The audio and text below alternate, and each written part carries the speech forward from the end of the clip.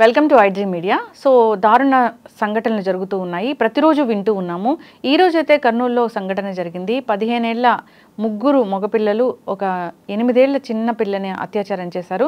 So ఇదైతే చాలా దారుణమైన సంఘటన. అసలు ఎట్టుపోతుంది సమాజం? తల్లిదండ్రులు పిల్లల్ని ఎలా బాధ్యతగా పెంచాలి? అసలు ప్రతి మగపిల్లవాడు బాధ్యతగా పెరగాలంటే తల్లి ఎలాంటి మాటలు చెప్పాలి? వివరాలు తెలుసుకుందాం. మనతో పాటు ఉన్నారు ప్రముఖ family counsellor and senior journalist Priya Chaudhary గారు. మేడం నమస్తే అండి. నమస్తే అమ్మా. అంటే జనరల్గా ప్రతి విషయం చర్చించుకోవాల్సిన అవసరం అయితే వస్తూ ఉంది. సో తల్లి బిడ్డల్ని ఎలా పెంచాలి, ఆడపిల్లకి ఏం జాగ్రత్తలు చెప్పాలి అని, అదేవిధంగా ఇప్పుడు మగపిల్లల్ని ఎలా పెంచాలి, ఖచ్చితంగా ఏం చెప్పి పెంచాలి అనేది. ఎందుకంటే నిన్న ఈరోజు చూస్తూనే ఉన్నాం, రోజుకు కథనం వస్తూనే ఉంది. సో ఇంటి పక్కన ఆడుకుంటున్న చెల్లినో లేదంటే చిన్న చిన్న పిల్లల్ని, మనకన్నా ఏజ్లో చిన్న చిన్న పిల్లల్ని ఈ మగపిల్లలు దారుణంగా అత్యాచారం చేస్తున్నారు. అది కూడా 11 years వాళ్ళు 9 ఏళ్ల పిల్లని. ఇట్లాగా ముచ్చుమరిలో జరిగింది దారుణమైన ఘటన. అసలు ఏం చెప్తారు మీరు? ఒక్క మాట నేను మాట్లాడుతున్నానమ్మా. నేను ఏదైనా మాట్లాడాను అని అంటే దానికి చాలా లోతైనటువంటి విశ్లేషణ ఉంటే తప్పితే నేను మాట్లాడాను. నేను ఎన్నోసార్లు చాలామందిని హెచ్చరించాను. ఏమని హెచ్చరించానంటే, ఎవరు ఏది పడితే దాన్ని ప్రోత్సహించకండి దయచేసి.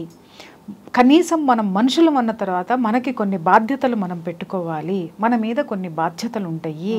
వాటిని దయచేసి కనీసం ఇప్పుడు 10 రూపాయలు నీ కోసం సంపాదించుకుంటున్నావు, 11వ రూపాయికి వెళ్ళే ముందు సమాజం గురించి ఒక్కసారి ఆలోచించు. 10 రూపాయల వరకు నీ కోసమే ఉపయోగించుకో, లేదా 9 రూపాయలు నీకు ఉపయోగించుకో. 1 రూపాయి సమాజం కోసం ఖర్చు పెట్టు. అంటే ఆ 1 రూపాయి అని ఎందుకు అంటున్నాను అనంటే, నువ్వు 9 వీడియోలు నీ కోసం నువ్వు చేసుకో, ఓకే, ఇంట్లో చేసే పనులు చేసుకో, మంచి విషయాలు చెప్పు, లేకపోతే ఎక్కడికైనా వెళ్ళే చెప్పు, నీ షాపింగ్ చెప్పు, నువ్వు ఏదైనా చెప్పు. కానీ ఒక్క వీడియోనన్నా సమాజం కోసం చేసిన వాళ్ళు ఎంతమంది ఉన్నారమ్మా? ఒక్క మాట చెప్పండి. ఇవాళ నువ్వు ఎవరిని చూసిన సెలబ్రిటీస్ అంటే ఎవరిని చేస్తున్నారనంటే, నిజంగా వీటి మీద బాధ్యత, వీటికి సంబంధించినటువంటి బాధ్యత ఇవాళ డిజిటల్ మీడియాకు కూడా చాలా ఉంది. నేను చెప్తున్నా, ఈ నేరాలకి సంబంధించినటువంటి భాగము డిజిటల్ మీడియాలో కూడా చాలా భుజానేసుకోవాల్సినటువంటి అవసరం ఉంది. ఏంటమ్మా, ఎక్కడైనా ఒక అత్యాచారం జరిగితే దాని మీద వందల ఎపిసోడ్లు ఎందుకు చేస్తున్నారు? మీరు దేనికోసం చేస్తున్నారు? అది మీరు చెప్పి చెప్పి చెప్పి చెప్పి ఇలాంటి మైనర్ల బ్రెయిన్లో ఆ వార్తను వేసి వేసి వేసి వేసి ఒకరోజు దాన్ని కవర్ చేస్తే సరిపోలేదా? లేదు, నిందితులు పట్టుకున్నారు. ఇంకొకసారి నేనేమంటున్నానంటే, నేరం ఎక్కడ జరిగింది, ఎలా జరిగింది, దేంట్లో జరిగింది, ఎందులో చేశాడు, ఎంతసేపు చేశాడు అని నువ్వు చేస్తున్నావే. శిక్ష పడిన వాళ్ళని నువ్వు ఎన్ని ఎపిసోడ్లు చేసి చూపిస్తున్నావు? అది చెప్పండి నాకు. ఎంతమందికి శిక్ష పడింది, ఎంత ఘోరంగా పడింది? ఇలాంటి నేరస్తులకి శిక్ష పడితే వాళ్ళ కుటుంబాలు ఏమైపోయినాయి? రోడ్డు మీద పడినాయా లేవా? దిక్కు లేకుండా ఉన్నాయా లేవా? లేకపోతే జైల్లో బ్రతుకుతున్నటువంటి వాడి పరిస్థితి ఏంటి? వాడు ఎంత అనారోగ్యంతో ఉన్నాడు, లేదా ఎంత పశ్చాత్తాపంతో ఉన్నాడు, లేకపోతే ఎలాంటి యాటిట్యూడ్ తోటి ఉన్నాడు? ఇలాంటివి నువ్వేమన్నా చూపించావా? లేదు. సంచలనము, ఎన్నోసార్లు మాట్లాడాను నేను, సంచలనాలు చూపించకండి. ఇలాంటి విషయాలు ఎందుకు జరుగుతున్నాయి అంటే, ఈ దరిద్రం మరి ఎక్కడి నుంచి పట్టుకుంది అని అంటేనమ్మా, ఈ కరోనా వచ్చినప్పటి దగ్గర నుంచి.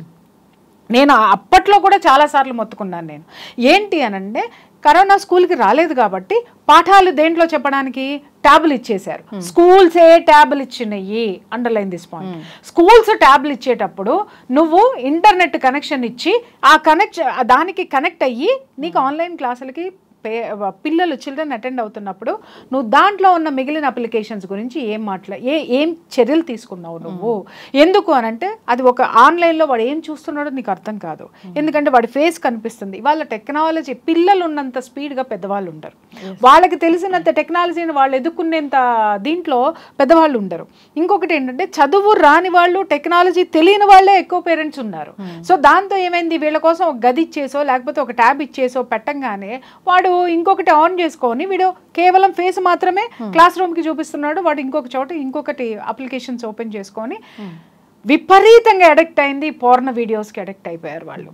ఇంకొక విషయం, వాళ్ళు నేను చాలామంది ఆ టైంలో చాలామంది పిల్లల్ని నేను కూర్చోబెట్టి మాట్లాడాను. నేను మాట్లాడితే వాళ్ళు చెప్పిన విషయం ఏంటంటే, మేము నెట్లో మేము వాటిల్ని వెతుక్కుంటున్నాము అనంటే, ఇంట్లో నుంచి మాకే విధమైనటువంటి వాత్సల్యము కరువైందో మీరు తెలుసుకోండి. ఎలాంటి ఎఫెక్షన్కి మేము నోచుకోలేదు, ఎలాంటి ఎంతసేపు చదవండి చదవండి చదవండి. ఏమ్మా కరోనా మహా అయితే ఎన్నాళ్ళు ఉంది? ఒక 6 నెలలు ఉంది. 6 నెలల తర్వాత స్కూల్స్ అయితే తెరిచారుగా? లేదు, ఒక సంవత్సరం ఉంది. సంవత్సరం మొత్తంలో నువ్వు చదువుకోకపోతే ఆ సంవత్సరము ప్రభుత్వం, ఇది ప్రపంచం మొత్తం వచ్చిన ప్రళయం, నీ ఇంట్లో వచ్చింది కాదు, నీ కోసం వచ్చింది కాదు. లేకపోతే రేపొద్దు నువ్వు అటెండ్ అయ్యేటటువంటి ఐఏఎస్ టెస్ట్లకు, ఐపీఎస్ టెస్ట్లకు నీ వయసు అయిపోయిందని అనుకోవడానికి, గ్రూప్ ఎగ్జామ్స్కి. ఇక్కడ ఎవడో గ్రూప్ ఎగ్జామ్స్కి అటెండ్ అయ్యేటటువంటి నాదుడు ఎవడు లేడు ఇక్కడ. నీకు ఏమంతతో ఎంత ఇదైపోయిందని ఇక్కడ స్కూల్స్ వాళ్ళ యొక్క ప్రాఫిట్స్ ఎక్కడ కోల్పోతారో, ఫీజులు ఎక్కడ కోల్పోతారో, ఇంకొక స్కూల్స్ ఎక్కడ పుంజుకుంటాయని ఆ పిల్లలు ఎక్కడికి పోకుండా ఆన్లైన్ క్లాసులు అనేటటువంటి ఆ జాడ్యాన్ని అంటగట్టారు. ఇంకా చెప్పాలంటే అత్యాచారాలు ఎలా చెయ్యాలి అనేటటువంటి పాఠాలు నేర్పారని అనుకోవాలి. ఆ పర్టికులర్గా ఆ పీరియడ్లో పిల్లలు నేర్చుకున్నది ఇదే. పోర్న్ వీడియోస్ చూసి అక్కడి నుంచి ఇది ఏంటి అని చెప్పేసి తర్వాత పేరెంట్స్ ఈ విషయంలో ఈ పిల్లలు ఇలాంటి సిచ్యుయేషన్స్కి వెళ్ళినప్పుడు పేరెంట్స్ కూడా కొట్టుకు చచ్చిన క్షణాలు బోళ్ళన్నీ ఉన్నాయి. నువ్వు పట్టించుకోవట్లేదంటే నువ్వు పట్టించుకోవట్లేదు. ఎంత కంట్రోల్ చేద్దామన్నా ఒక్కసారి దానికి అడిక్ట్ అయిపోయినటువంటి పిల్లలు ఈ రోజు వరకు బయటికి రాలేకపోతున్నారు. ఇంకొకటి 4 ఏళ్ల పిల్లోడు, ఊహ తెలిసినటువంటి పిల్లోడిని తల్లి చంకనేసుకోవట్లా, వాడి ముందు ఒక ట్యాబ్ పడేస్తుంది. అంటే వాడు చిన్నప్పటి నుంచే వాడి కింద వచ్చేటటువంటి అప్లికేషన్స్ని ఓపెన్ చేసేసుకోవడం వాడికి అలవాటు అయిపోతుంది. 4 years నుంచే వాడు అన్నీ చూసేస్తున్నాడు. వయసుకు మించినటువంటి వాడి బాడీలో హార్మోన్స్ అనేవి ఎదుగుదల వచ్చేస్తుంది.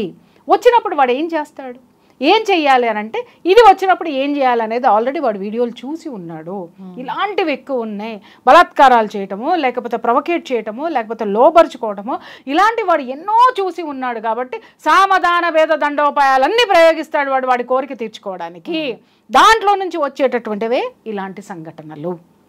ఇది ఈరోజు జరుగుతున్నటువంటి చరిత్ర, నడుస్తున్న చరిత్ర.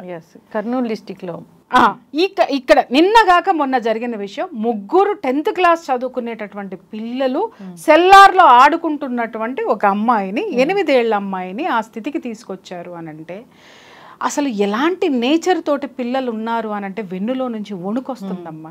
ఇంతకుముందు ఎవరైనా సరే చిన్న పిల్లలే అని చెప్పేసి మగపిల్లల్ని మనం తోడు తీసుకెళ్లేవాళ్ళం, లేదా తోడు ఇంట్లో పడుకోబెట్టుకునేవాళ్ళం. ఇవాళ భయం వేస్తుంది. ఇంట్లో సొంత బిడ్డల్నే నమ్మేటటువంటి పరిస్థితులు లేకుండా ఇవాళ పోయినాయేమో అనేటటువంటి భయంకరమైనటువంటి సత్యాలు మన ముందు బోధపడుతుంటే ఎవరిని నమ్మాలి, ఎక్కడ నమ్మాలి? బిక్కుమంటూ బతకాల్సినటువంటి పరిస్థితి ఇవాళ ప్రతి తల్లిలోనూ ఉంది. ఆడపిల్లను కన్న తల్లిలోనేమో ఎలా కాపాడుకోవాలి, మగపిల్లాన్ని కన్నటువంటి తల్లుల్లో ఈడు రేపొద్దున ఏం తెచ్చి పెడతాడో నెత్తి మీదకి అనేటటువంటి భయంలో ఇవాళ నికృష్టమైనటువంటి జీవితంలో పేరెంట్స్ ఒక ఇన్సెక్యూర్ వాతావరణంలో ఉన్నారు అనడంలో ఎలాంటి సందేహం లేదమ్మా. ఇంకొక విషయం ఏంటంటే, దీనికి తోడు మనము ఎవరిని కూర్చోబెడుతున్నాం? ఇవాళ యూట్యూబ్ ఎవడైనా చేయొచ్చు. 10th క్లాస్ నుంచి ఇంటర్ నుంచి మొదలు పెడుతున్నారు, అది సంపాదన వస్తుంది కాబట్టి. ఇంకొకటి బెట్టింగ్ యాప్ల ప్రమోషన్లో దాంట్లో లగ్జరీ లైఫ్ని వాళ్ళు ప్రొజెక్ట్ చేయటము. తర్వాత అరే మన జీవితం మన ఇష్టం రాబాయి, ఎవరు అడుగుతారా అనే రేంజ్లో వాడు ఏం చేస్తున్నాడు, నువ్వు ఎట్లయినా బతుకురా, నిన్నెవడో పీకలేడు. భాష కూడా ఇట్లాగే ఉంటుంది. ఒక్కొక్కల భాష, ఒక్కొక్క వీడియోలో బూతులు, మగపిల్లలు పచ్చి బూతులు మాట్లాడుతూ కూడా ఆ వీడియోస్. నిన్నగాక మొన్న ఒక గ్యాంగ్ని అరెస్ట్ చేశారు. ఏది, ఒక చిన్న పిల్లకి సంబంధించినటువంటి ఒక వీడియోలో సెక్షువల్ అసాల్టేషన్ అంటే ఏంటంటే అబ్యూజింగ్ చేసుకుంటూ చిన్న పిల్లని ఆ విధమైనటువంటి పర్వర్టెడ్ నేచర్ తోటి విమర్శించుకుంటూ ఉన్నటువంటి ఒక గ్రూప్ని తీసుకెళ్ళి సినిమా యాక్టర్లు ట్యాగ్ చేశారు. అది నిజంగా మెచ్చుకోదగ్గ విషయమే. కానీ ఆ సినిమా యాక్టర్లకి ఎక్కడ గోళ్ళు మండింది అని అంటే, ఈ గ్రూప్ వాళ్ళను కూడా అదేంటి ఆడుకుంది కాబట్టి వాళ్ళు టైం కోసం వెయిట్ చేసి వాళ్ళు ఏం చేశారు, వీళ్ళని పట్టించారు, వీళ్ళని వేసుకున్నారు. బాగుంది.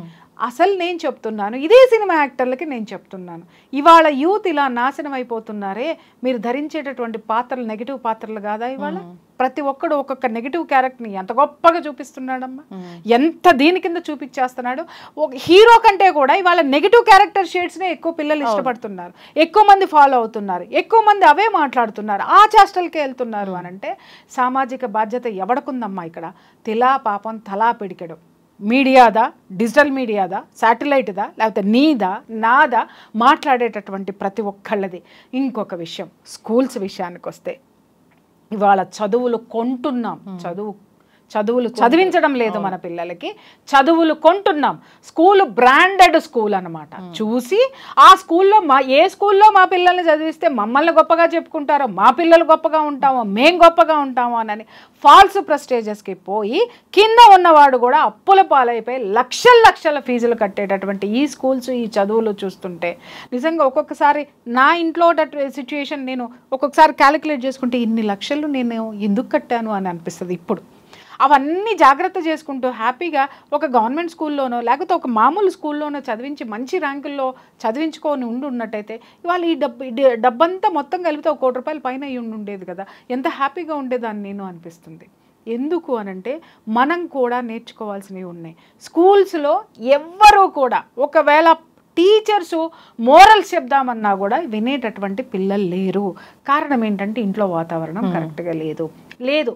పేరెంట్స్ ఏమన్నా టీచర్స్ ఏమన్నా చెప్పబోయారంటే పేరెంట్స్ వచ్చి ఎస్ మా వాడు ఇలాగే ఉంటాడు, ఎవడ్రా నువ్వు అడగడానికి, నువ్వు అడగడానికి ఎవడ్రా అంటే నువ్వు ఎందుకు చదివించుకుంటున్నావు, నువ్వు ఇంట్లో కూర్చోబెట్టుకుంటే సరిపోలేదా? ఇంకొకటి టీచర్స్ పిల్లల్ని ఏమనంటే పిల్లలు ఎక్కడ మానేసిపోతారో అని యాజమాన్యాలు పట్టుకొని కూర్చుంటున్నాయి. ఒకప్పుడు టీచర్లు అంటే భయపడేవారు అమ్మా, పేరెంట్స్తో సహా. ఏ టీచర్లు అంటే గవర్నమెంట్ స్కూల్లో ఉన్నటువంటి టీచర్లు. ఎందుకని అంటావేమో, ఆ రోజు ఎవరి దగ్గర డబ్బు లేదు. గవర్నమెంట్ స్కూల్స్ చదవాలి అంటే దాంట్లోనే చదవాలి. పెద్దోడైనా కలెక్టర్ కొడుకైనా దాంట్లోనే, కార్మికుడి కొడుకైనా దాంట్లోనే ఉండేవాడు. కాబట్టి అతని యొక్క అవసరము ప్రతి ఒక్కడికి ఉంది. కాబట్టి స్కూల్ మాస్టర్ ఏమన్నా చెప్తే కలెక్టర్ వినేవాడు. కలెక్టర్ వచ్చి స్కూల్ మాస్టర్ని దబాయించే సిచ్యుయేషన్ ఉండేది కాదు. ఎందుకంటే వాడు చదువు చెప్పడేమోనన్న భయం ఉండేది. ఈ రోజు ప్రైవేట్ సెక్టర్స్ వచ్చేసిన తర్వాత వీటికి లాభాలు తప్ప ఎవరేమన్నా అనుకోండి, నేను నెవర్ కేర్. ఎవడేమైనా సరే అనుకున్న ఎన్ని మాట్లాడుకున్నా ఎక్కడ మోరల్స్ చెప్తున్నారో నాకు చూపించండి. ఏ స్కూల్లో పిల్లవాడు పొద్దున్నే లెగిస్తే పేరెంట్స్ని ఏ విధంగా గౌరవించాలి, టీచర్ని ఎలా గౌరవించాలి, సమాజం దీన్ని ఏమంటారంటే సోషల్ రెస్పెక్ట్ కి సంబంధించినటువంటి క్లాసులో ఒక సబ్జెక్టు పెట్టాల్సినటువంటి అవసరము ఇవాళ ఎడ్యుకేషనల్ వ్యవస్థలో చాలా ఉంది.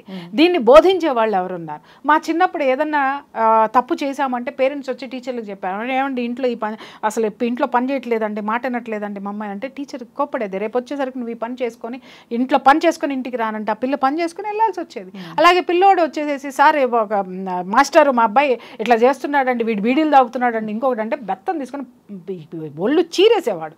ఒక్కళ్ళు మాట్లాడేవాళ్ళు కాదు. వాడికి భయం, మాస్టర్ని చూస్తే మాస్టర్ కొడతాడు, ఇంటికి వెళ్తే నాన్న కొడతాడు.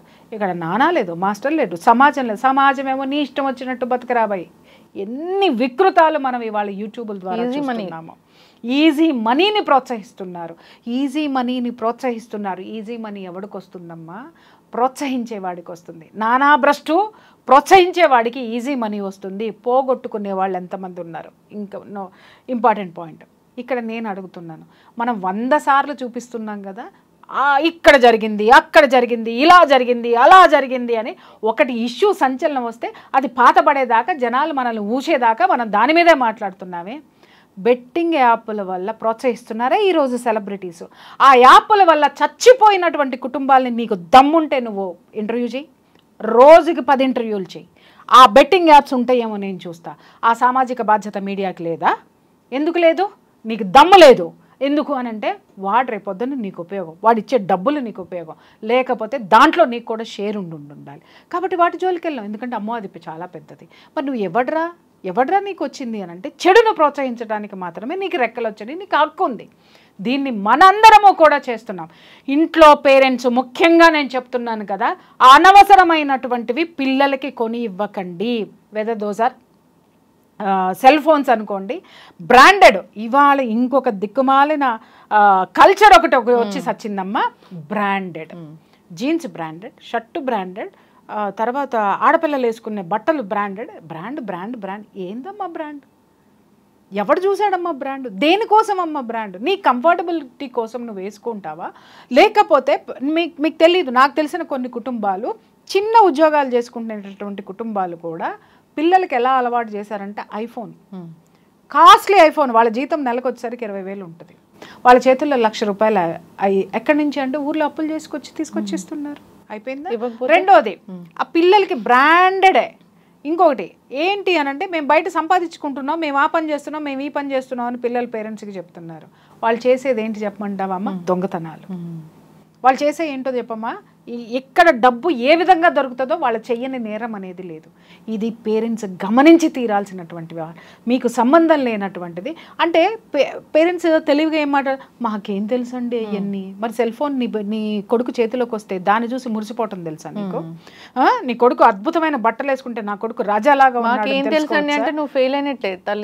నీకేం తెలుసండి అని నువ్వు మాట్లాడినప్పుడు రేపొద్దున వాడు ఏమైనా కూడా నీకు తెలియదు. అంతే, అంటే నువ్వే లీడ్ చేస్తున్నావు వాడిని. అంత దూరం తీసుకొని వెళ్ళి వాడు ఇవాళ మగపిల్లలు ఈ స్థితికి దిగజారడానికి, అలాగే ఆడపిల్లలు ఈ విధంగా బలైపోవడానికి కారణం కూడా నేను చెప్తున్నాను 100%, 100కి 200% పేరెంట్స్ బాధ్యత ఉంది. అమ్మ మాకు నీకు తెలియని వస్తువు నీ ఇంట్లోకి తేనివ్వకు, నీకు తెలియని ప్రపంచంలోకి నీ బిడ్డను నువ్వు పంపకు. ఎందుకు పంపుతున్నావు? చదువు అనేటటువంటి కాన్సెప్ట్లో ఎంతమంది ఉన్నారు? ఏది పడితే అది పిల్లలకి ఇచ్చేసి అడిగింది అడిగినట్టు చేసేసి పక్కవాడిలాగానే నా బిడ్డ ఉండాలి అని నువ్వు అనుకుంటున్నావే, మరి గొప్పవాడిలాగా నీ బిడ్డ ఉండాలని ఏ తండ్రి అనుకుంటున్నాడు? వాళ్ళ డబ్బు, గుడ్డలు, సెల్ ఫోన్లు, స్టేటస్లో ఈ స్టేటస్ పెట్టుకుంటే తప్పితే వాడు స్టేటస్ల మీద బ్రతికేస్తున్నాడు తప్ప స్ట్రాటజీ అనేది వాడికి లేదు. లైఫ్లో మోరల్స్ అనేవే లేవు ఈ రోజున. ఎందుకు జరగవమ్మా ఇవన్నీ? ఇంకొక విషయము, ప్రజాప్రతినిధులు సిగ్గుపడాలి నిజంగా ఈ విషయంలో. ఇన్ని జరుగుతున్నాయి అనంటే ఇక్కడ ప్రజాప్రతినిధులు నిజంగా సిగ్గుతో తలదించుకోవాలి. పదవుల్లో ఉన్న వాళ్ళందరూ కూడా చట్టం అంటే భయం లేదు. ఈరోజు పోలీసుల వైఫల్యం ఎంత ఉందో నేను చెప్తున్నాను కదా. చట్టం తిన్నగా పని చేస్తే ఎవరికైనా మన క్వశ్చన్ చేసిన వాళ్ళ మీద కేసులు వస్తాయి, నిలదీసిన వాడి మీద కేసులు వస్తాయి. వాళ్ళ చట్టాలన్నీ ఎవరి చట్టాలైపోయినాయి అమ్మా?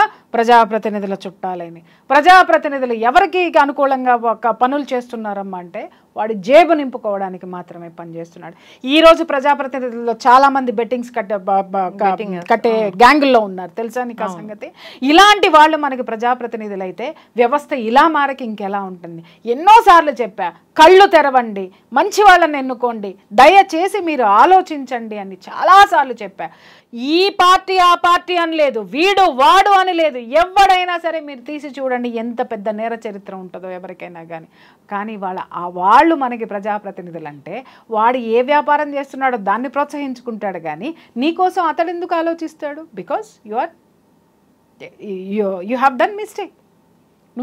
నువ్వు తెలిసి నువ్వు తీసుకొని వెళ్ళి దాన్ని ఏమంటారు, నీ చేతులతో నువ్వే నీ తలకొరివి నువ్వు బతికుండగానే తలకొరువు పెట్టినట్టు వ్యవస్థలను అన్నిటినీ కూడా ఎవరి చేతుల్లో పెట్టి దానికి ఒక ప్రోటోకాల్ ఉంటుంది. ఎమ్మెల్యే కానీ ఎంపీ కానీ మనం క్యాండిడేట్కి మనం టికెట్ ఇవ్వాలంటే సో నేర చరిత్ర ఉందా, సో ఏం చేశాడు, ఎలాంటి బ్యాక్గ్రౌండ్ అని, సో అలాంటివి చూస్తున్నారంటారా ఇప్పుడు? నేను ఇప్పుడు అదే కదమ్మా మాట్లాడాను.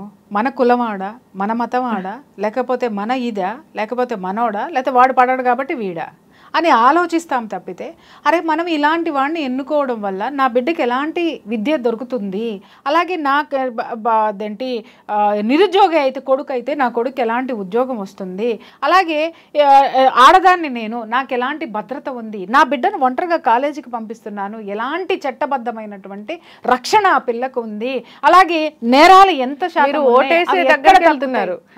ఓటేసే దగ్గరికి వెళ్తున్నారు, అసలు టికెట్ ఇచ్చే దగ్గరే మాట్లాడాలి కదా. టికెట్ ఇవ్వడానికి నేను పెట్టింది రాజకీయ పార్టీ కానీ నేను వేరే పార్టీలు నేనేమి దేశాన్ని ఉద్ధరించే పార్టీ పెట్టలేదమ్మా. ఇప్పుడు నేను గెలవాలి అనే బరిలో నేను ఉన్నాను కాబట్టి నేను ఏ విధంగా చేసి గెలుస్తాననే ఎత్తులు పై ఎత్తుల మీద ఉంటా. కానీ ఆటని ప్రోత్సహించే నీ మీద ఆధారపడి ఉంటుంది అది నైతికమా అనైతికమా అనేటటువంటిది. మనం వాటిల్ని ప్రోత్సహిస్తున్నప్పుడు వాళ్ళే వస్తారు. ఏది ఏమైనా కానీ మనలోనే ఉంది. ఒకటి సిటిజన్లో ఉన్నటువంటి విలువలు ఏవైతే ఉంటాయో, ఇప్పుడు అందరూ కొత్తగా మాట్లాడుతున్నారు, ఎవడికి వాడికి ప్రతిదీ బిజినెస్ అయిపోయింది, ఎవడి బిజినెస్కి అనుగుణంగా వాడు మాట్లాడేస్తున్నారు. ఒక అడ్వకేట్ని అడిగామనుకోండి, ఏంటంటే అసలు ఇట్లా తయారవుతున్నాయి, ఇన్ని డివోర్స్ అవుతున్నాయని బాధపడితే దేశం అసలు లోకమంతా చండాలం అయిపోయిందండి, ఇంకంతే మార్చలేమంటాడు. ఎందుకంటే ఈయనకి కేసులు రావాలి కాబట్టి, ఆమెకు కేసులు రావాలి కాబట్టి.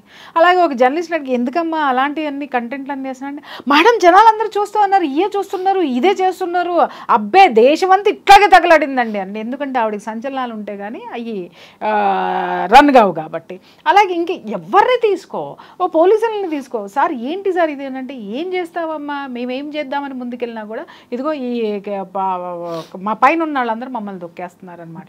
అంటే ఎవరికి అనుగుణంగా లోకం పాడైపోయింది, లోకం పాడైపోతే మీరెందుకున్నారు, వ్యవస్థలు ఎందుకున్నాయి, దేనికి వ్యవస్థలను పెట్టుకున్నాం మనం, దేనికి రాజ్యాంగాన్ని మనం రాసుకున్నాం, మనం శాంతి భద్రత సంరక్షణ కోసం కాదా, మనకి పరిరక్షణ కోసం కాదా, మనం సుఖంగా బ్రతకడం కోసం కాదా, దేనికి ఇవన్నీ మూలను పడేసి మనం ఏం చేస్తున్నాం, నేరాలని ప్రోత్సహిస్తున్నాం, నేరాలని తింటున్నాం, నేరాల్లో ఉంటున్నాం, నేరాలనే చదువుతున్నాం, నేరాలనే చూస్తున్నప్పుడు మరి పిల్లల నుంచి కూడా మైనర్ల ఎంత చిన్నతనం నుంచి వాళ్ళల్లో ఈ ప్రవృత్తి ఉందంటే ముందు ముందు నిజంగా చెప్తున్నాను కదా తల్లి, నువ్వు నేను కూడా ఇక్కడ రూమ్లో కూర్చొని ఈ మగపిల్లలు కెమెరాలు పట్టుకుంటే కూడా వణకాల్సిన పరిస్థితి వచ్చేటటువంటి పరిస్థితులు ముందు ముందు చాలా కనిపిస్తాయి. ఖచ్చితంగా మనం మూలాలు ఏంటో, ఒక ఇన్సెక్యూర్ సమాజంలో ఉన్నాం, అభద్రతా భావంతో ఉన్నాం, చిన్న పిల్లల్లోనే ఈ పైశాచికత్వాలు వస్తుంటే ఇప్పుడు నీ బిడ్డని ఎక్కడన్నా పంపించాలి అని అంటే ఎవరిని తోడిచ్చి పంపిస్తావు, చిన్నోన్నా పెద్దోన్నా ముసలోన్నా ముతకోన్నా, ఏ వయసు లేదు, ఎవరు పోనీ నువ్వే వెళ్ళాలి అనుకున్నావా అనంటే నువ్వు వెళ్ళడానికి నువ్వు ఉద్యోగం చేస్తే కానీ నీకు ఇల్లు గడవదు, నీవు ఏం చేయగలుగుతున్నావు, టెన్షన్ అయిపోయి ఇట్లా నరాలు తెగిపోతున్నాయి ఒక్కొక్క తల్లికి కూడా, ఆడపిల్లని. అంతే కదా, రక్త సంబంధాలే ఈ మధ్య మనం చూస్తూ ఉన్నాం. ఎగ్జాక్ట్లీ. ఇప్పుడు విషయం ఏంటంటేనమ్మా, ఏది ఎవరైనా సరే ఒక మార్పు తీసుకొద్దామని చెప్పేసి ఎవరైనా గొంతు విప్పారా, అరే తొక్కేయండిరా, ఇటు తొక్కేస్తే ఇంకొకటి తొక్కబడతాడు, అరే మూసేయండిరా అంటే 10 గొంతుకులు లేచేటటువంటి ప్రయత్నాలు చేస్తున్నాయి. బట్ వన్ థింగ్, ఇది ఏదో ఒక రోజు, నా చిన్నప్పుడు కొన్ని ఉద్యమాలు నడిచాయి, ఇలాంటి అఘాయిత్యం జరిగితే రోడ్ల మీద పడేవారమ్మా. కొన్ని పార్టీలు ఉన్నాయి, అవి రోడ్డు మీదకి వచ్చి ప్రజల కోసం పోరాడేటటువంటి పార్టీలు కొన్ని ఉండే. అలాగే అదేంటి యూత్లో ఉద్యమాలు నడిచాయి. ఇవాళ ఉద్యమాలు దేనికోసం నడుస్తున్నాయో ఎవరికీ అర్థం కావటం లేదు. యువత ఏమైపోయిందో తెలీదు, యూనివర్సిటీలో ఉన్నటువంటి వీళ్ళందరూ ఏమైపోయారో తెలీదు. ఒకానొకప్పుడు ఇలాంటివి జరిగితే ఒక సెక్టర్ ఆఫ్ పీపుల్ దీన్ని పూర్తిగా వ్యతిరేకించే వాళ్ళు, సామాజిక బాధ్యతను తీసుకునేటటువంటి వాళ్ళు ఉండేవాళ్ళు. ఈరోజు వాళ్ళందరూ ఎక్కడికి వెళ్ళిపోయారో నిజంగా రోజు రాత్రిపూట పడుకునేటప్పుడు ఒకటే ఆలోచన వస్తుంది, ఎక్కడికి పోయారా మీరందరూ, మళ్ళీ పుట్టండి, లేదా మీలో ఉన్నటువంటి ఆ చైతన్యాన్ని పైకి రగిలించండి, ఎవరో ఒకళ్ళు రావాలి, ఎవరో ఒకళ్ళు రావాలనే ఆలోచన నుంచమ్మా నాకు ఏది చేతనైందో నేను అది చేయటం అనేది ఎక్కడో జరిగిందిలే అని కామ్గా ఉంటే రేపు మన ఇంట్లోనే జరగవచ్చు. వాస్తవంగా జరగవచ్చు కాదు తల్లి, ఇది ఈ రోజు నేను ఇందాకే చెప్పి ఈ రోజు నడుస్తున్న చరిత్ర. ఇది జరగొచ్చు అనకండి, జరుగుతున్నాయి. మన పిల్లలు మనకి చెప్పలేని విషయాలు బోలెడన్ని ఉన్నాయి. ఈ రోజు ఏమైపోయింది, సుప్రీంకోర్టు ఎవడిష్టం వచ్చినట్టు ఆడు బతకొచ్చు అని చెప్పేసి తండ్రి ఒకరితో పోతున్నాడు, తల్లి ఒకరితో పోతుంది. నా జీవితం నా ఇష్టం అంటున్నారు. పిల్లలు ఎక్కడికి పోవాలో అర్థం కాక ఎక్కడికెక్కడికో పోతున్నారు వాళ్ళు, లేదా ఎక్కడికి వెళ్ళాలో అర్థం కాక వాళ్ళు ఎటు దిక్కుతోచినటువంటి స్థితిలో ఉండిపోయి ఎంత డిప్రెషన్కి వెళ్ళిపోయి ఎందుకు పనికి రాకుండా ఇవాళ యువత తయారవుతుంది.